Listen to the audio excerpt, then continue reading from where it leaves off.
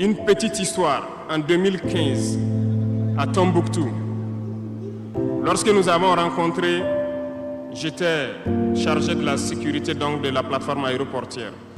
Dans les patrouilles, nous avons rencontré des individus qui rôdaient autour. Un de ces individus était manchot. Je lui ai fait comprendre que c'était dangereux de rôder autour de la base parce qu'ils peuvent se faire tuer. Il m'a dit qu'il voulait se faire tuer, il voulait mourir. Et j'ai cherché à comprendre leur histoire. Certains étaient fous, d'autres étaient normaux, mais ils cherchaient à mourir à cause du terrorisme.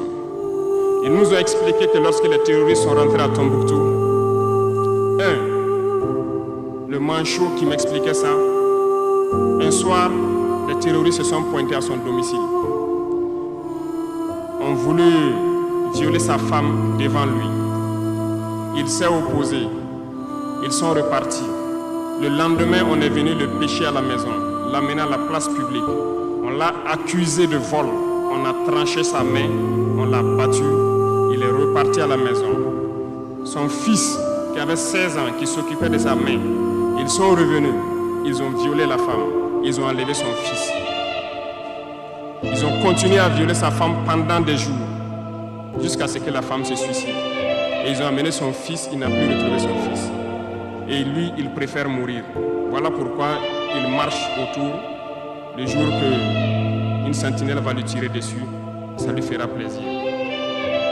D'autres ont connu le même sort.